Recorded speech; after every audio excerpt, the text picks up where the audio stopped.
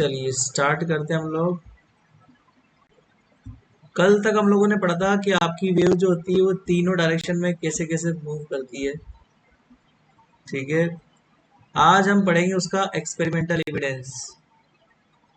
Experimentally अगर देखा जाए तो वेव प्रोपगेशन कैसे होता है वो आज हमें देखना है। ठीक है ना, तो आ जाओ फटाफट से ब्लैंक पीपीटी पे और हेडिंग दे लो फटाफट से आप लोग। आज का लास्ट जो है पार्ट है आज अपना। ठीक है, द लास्ट पार्ट। और उस लास्ट पार्ट का जो नेम है वो है experimental determination of elastic constant. ठीक है ना, ये क्वेश्चन भी आपके एग्जाम में आया हुआ है। Okay, so heading is that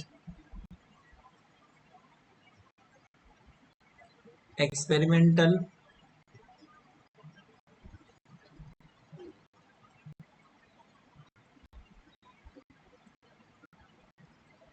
determination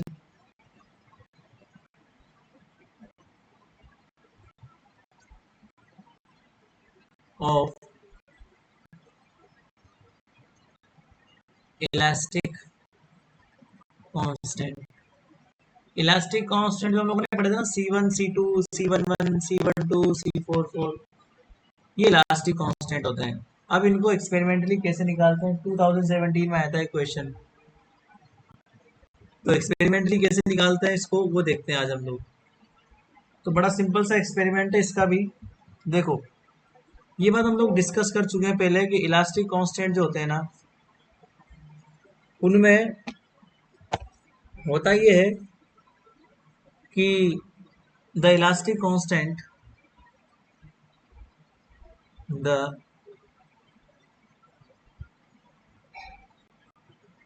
elastic constant C11 तीन प्रकार के होते हैं बेसिकली। ये बाकी तो हो से बहुत सारे, बट हम लोग तीन ही पढ़ते हैं। C12 and C44 are related to the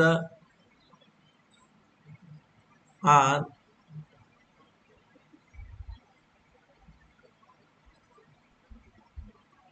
related to the velocity of propagation, velocity of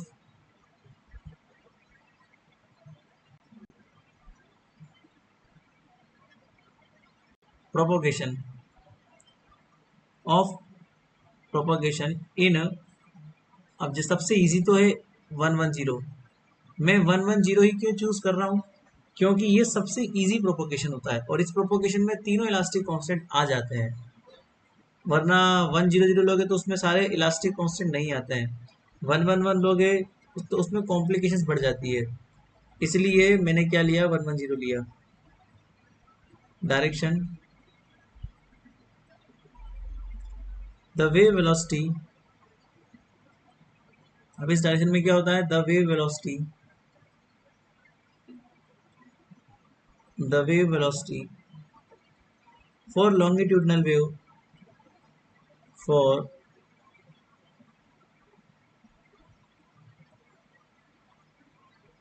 longitudinal wave is. अब आपने ये बात पढ़ ली होगी कि वेव वेलोसिटी क्या होती है लॉन्गिट्यूडनल वेव के लिए। 110 डायरेक्शन के अंदर ये होती है। अब आप लोग देख रहे रजिस्टर उठा के आपका पुराना वाला जो मैंने लिखवाया था, C11 plus C12 plus twice of C44, ठीक है, अपॉन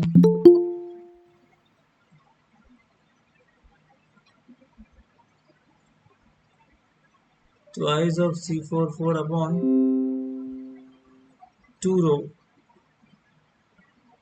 ठीक है, ट्रांसपोज कंपोनेंट ऑफ वेलोसिटी, ये भी आपको पता है।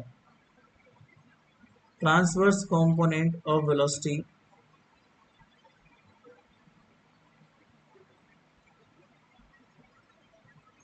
Transverse component of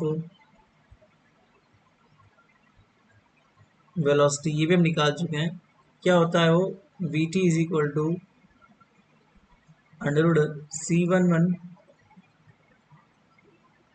minus C12 upon 2 रो,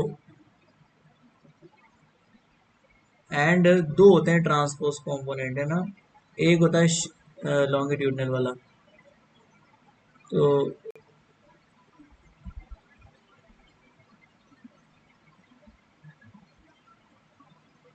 ये क्या है हमारे पास, simply V T is equal to अंडरवुड C44 अपॉन रो। तो ये हम लोगों ने निकाला था 110 के अंदर, आप लोग देख लेना। Thus we measure the velocity of propagation. इसका मतलब आप वेलोसिटी ऑफ प्रोपगेशन अगर मेजर कर लेते हो, मतलब अगर आपको v पता है तो आप C11 C12 और C44 निकाल सकते हो। ये मेथड है, क्योंकि हम ये बात जानते हैं कि जो वेलोसिटी होती है ना, वो इलास्टिक कांस्टेंट पर डिपेंड करती है, और रो तो हमारे पास डेंसिटी ऑफ द मटेरियल है। तो हम कोई मटेरियल लेंगे, उस मटेरियल की डेंसिटी तो हमें पता होती है, वेलोसिटी और पता कर लेंगे, तो फिर हम लोग C11 C12 C44 आराम से निकाल सकते हैं, क्योंकि हमारे पास तीन इक्वेशन है और तीन वेरिएबल है। कौन कौन से वेरिएबल है, C11 C12 C44। v पता कर लो, VL पता कर लो, VT पता कर लो, रो पता होता ही है मटेरियल का, तो बस। So thus we measure the velocity of propagation, हम लोग वेलोसिटी ऑफ प्रोपगेशन मेजर कर सकते हैं। Thus we if we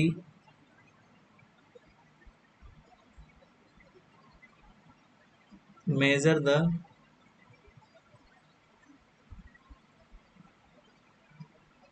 velocity of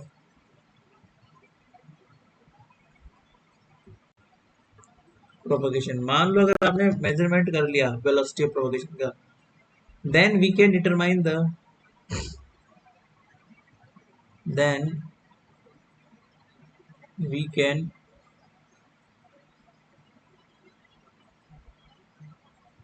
determine the elastic constants, elastic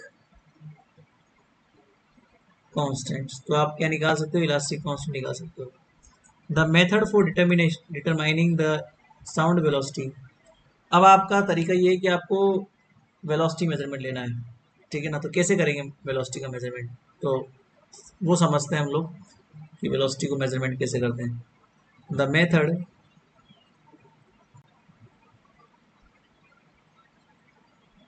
for determining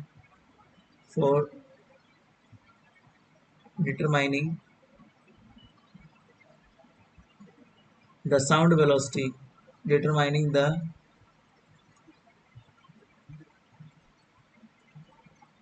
sound velocity, determining the sound velocity in crystal, in a crystal। तो crystal के अंदर sound velocity measurement लेने का तरीका क्या है,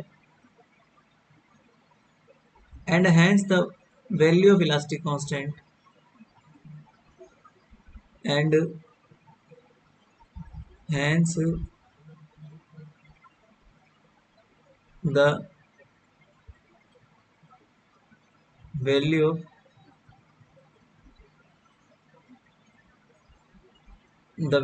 इलास्टिक कांस्टेंट, मतलब वो मेथड जिससे आप वेलोसिटी भी निकाल सकते हो क्रिस्टल के अंदर साउंड की, और उसके बाद आप वैल्यू निकाल सकते हो इलास्टिक कांस्टेंट। वो मेथड क्या कहलाता है, वो कहलाता है अल्ट्रासोनिक इक्वल्स टेक्निक, ठीक है ना। ये एक्सपेरिमेंटल मेथड है।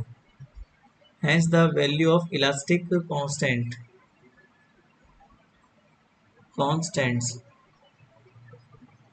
इज कॉल्ड, या फिर इज द अल्ट्रासोनिक, उस मेथड का नाम क्या है, अल्ट्रासोनिक इक्वल्स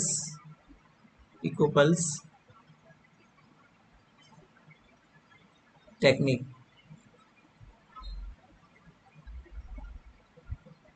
ठीक है, अल्ट्रासोनिक इक्वल्स टेक्निक की वजह से हम किसी क्रिस्टल के अंदर साउंड की वेलोसिटी का पता कर सकते हैं, और हम लोग इलास्टिक कांस्टेंट्स का भी पता कर सकते हैं इस मेथड की मदद से। तो हमारे पास कौन सा मेथड है? अल्ट्रासोनिक इक्विबल्स मेथड है।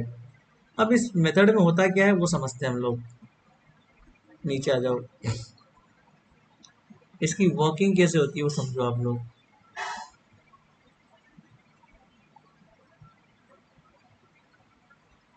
वर्किंग समझने के लिए यहाँ पर देखो, ये हमारे पास मान लो एक क्रिस्टल होता है,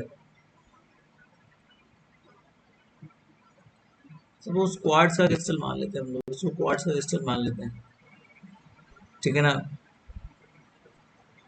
अब ना इस क्रिस्टल के अंदर ना बेसिकली यहाँ पर हम लगाते हैं एक इलेक्ट्रिक फील्ड का सेंसर लगाते हैं मान लो, ठीक है ना। ये आपका क्वार्ट्ज क्रिस्टल मान लेते हैं हम लोग, this is the quartz crystal,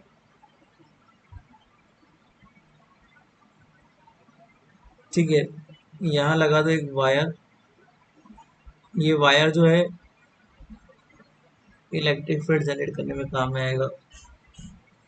जब आप इलेक्ट्रिक फील्ड देते हो ना इसके अंदर, तो एक अल्ट्रासोनिक पल्स जनरेट होती है लाइक दिस, और ये पल्स किसी वेलोसिटी से आगे निकलती है दिस इज कॉल्ड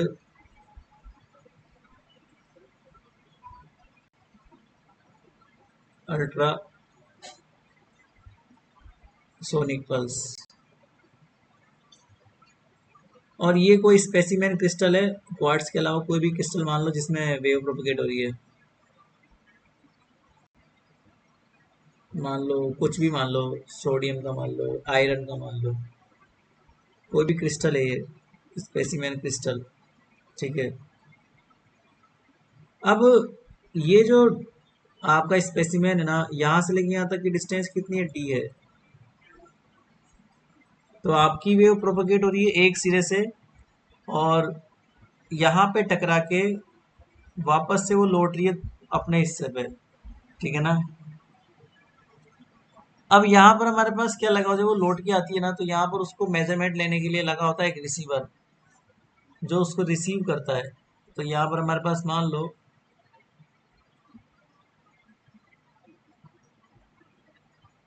इस वाले हिस्से में वापस जब लौट के आएगी वो, तो टकरा के लौट के आएगी, तो यहाँ पे लगा होता है एक, ये अल्ट्रासोनिक पल्स है मान लो। तो ये जब लौट के वापस यहाँ पे आएगी ना, तो यहाँ पे एक लगा होता है रिसीवर, रिसीवर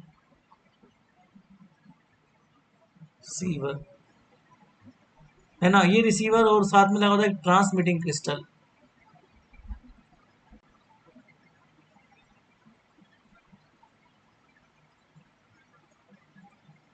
ये जो रिसीवर है ना, इसका काम क्या होता है वो समझो।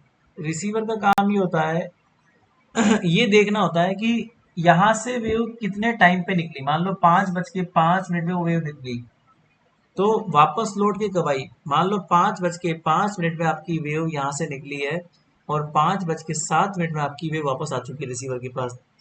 तो उसने जो टाइम लिया ना वापस आने में, वो मान लो लिया उसने 2 मिनट का टाइम लिया for example.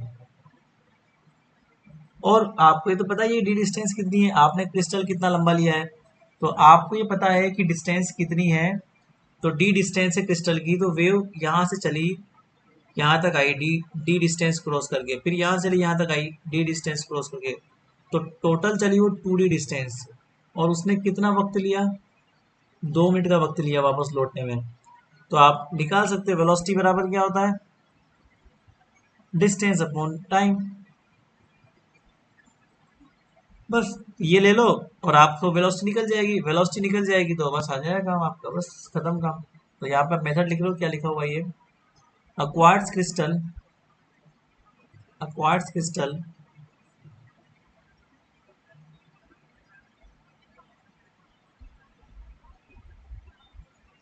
working as a transducer,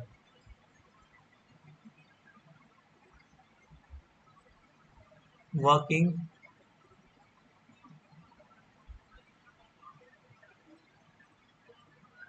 as a transducer। ये जो आपने लगाया था ना क्वार्ट्ज क्रिस्टल, इसको ट्रांसड्यूसर बोलते हैं, जो मेजरमेंट लेता है। Transducer, transducer working as a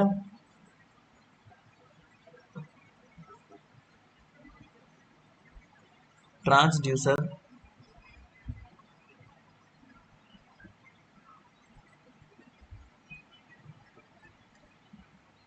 is cemented to one of the parallel surface is cemented का मतलब है चिपका दिया उसको वहां पे is cemented to to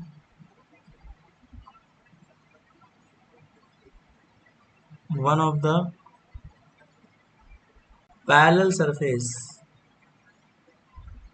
तो किसी भी एक सरफेस पर आपने चिपका दिया उसको this quartz crystal is such that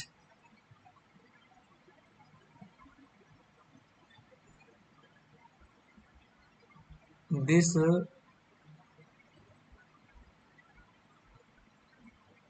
quartz crystal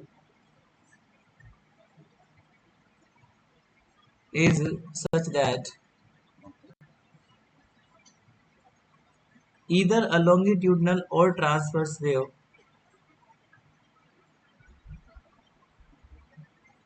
either a longitudinal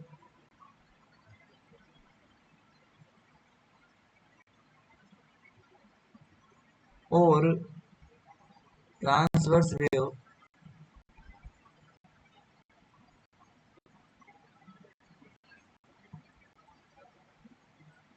excites in it excites in it तो ऐसे हम लोग लेते हैं इस क्वार्ट्ज क्रिस्टल को कि क्वार्ट्ज के अंदर ना कहीं वो वेव एक्साइट हो जाए मतलब भागने लग जाए by the application of radio frequency आप कैसे भगाएंगे उसको हम लोग भगाने का तरीका भी है by the application of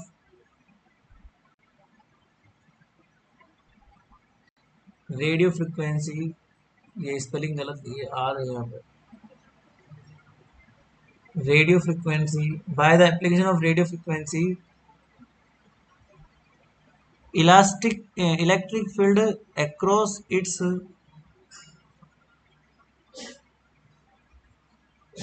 electric field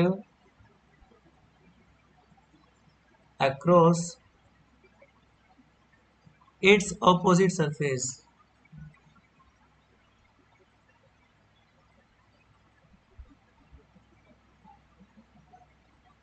electric field generated ये लिखो इलेक्ट्रिक फील्ड हमने क्या करा इलेक्ट्रिक फील्ड जनरेट कर दिया across its opposite surface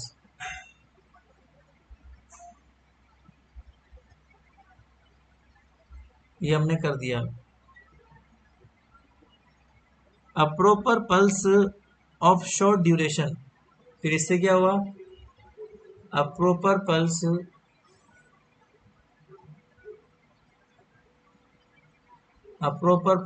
of short duration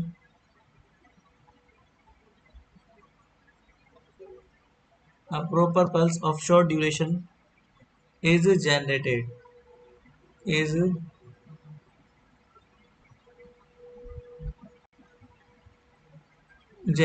तो उससे क्या हुआ एक प्रॉपर पल्स आपको मिल गई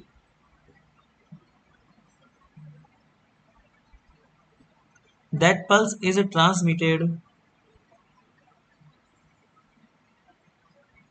that pulse is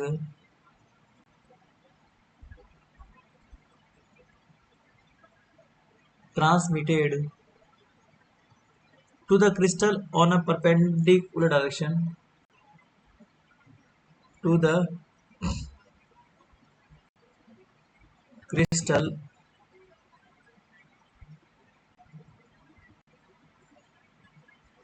on perpendicular direction 110 and the pulse reflected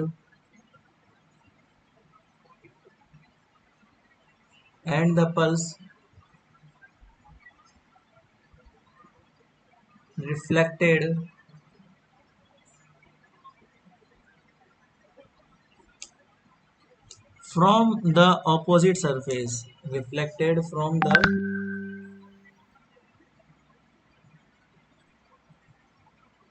opposite surface।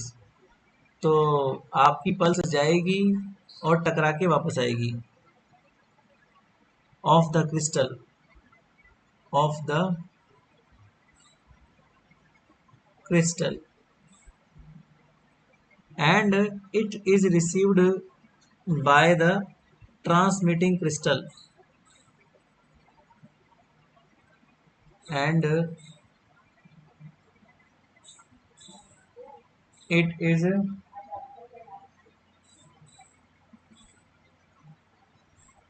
received by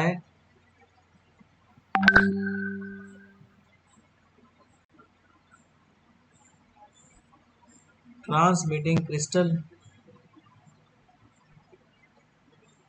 तो किसने रिसीव किया इसको? ट्रांसमिटिंग क्रिस्टल ने रिसीव किया। which now acts as a which now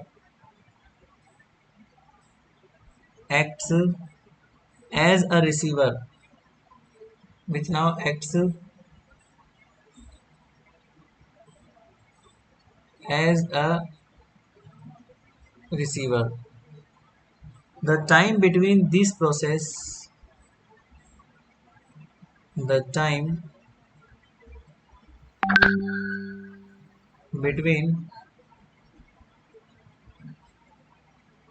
this process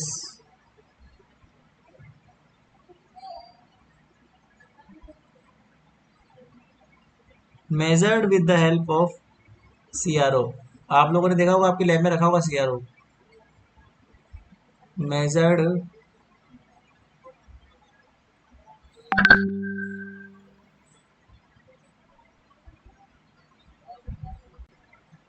with CRO मतलब cathode ray oscillator. इसकी full form क्या होती है? Cathode ray oscilloscope. ये आपकी लैब में भी रखा होता है, जिसमें आप फ्लक्चुएशंस मेजरमेंट लेते हो, ठीक है ना। And velocity can be calculated by and velocity can be calculated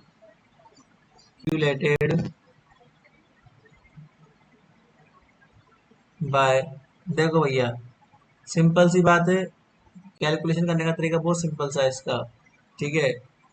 v is equal to, अब उसने डिस्टेंस कितनी कवर करी? 2d। वो t1 टाइम पे चला, t2 पे पहुंचा, t2 माइनस t1, t1 पे चला, t2 पे पहुंचा, तो ये जो डिफरेंस है वो आ जाएगा वेलोसिटी के बराबर। तो इससे आप वेलोसिटी निकाल लो। अगर वेलोसिटी पता लग जाए तो फिर आपको मिल जाएगा क्या बोलते हैं, इलास्टिक कांस्टेंट मिल जाएंगे। तो ये तरीका होता है एक्सपेरिमेंटल निकालने का। अगर आप एक्सपेरिमेंटली इसको ऐसे मेजरमेंट ले लेते हो ना, तो आप आराम से उसकी वेलोसिटी निकाल सकते हो, उसमें कोई दिक्कत वाली बात नहीं है, ठीक है। तो this is the final method. अब देखो भाई आगे, ठीक है।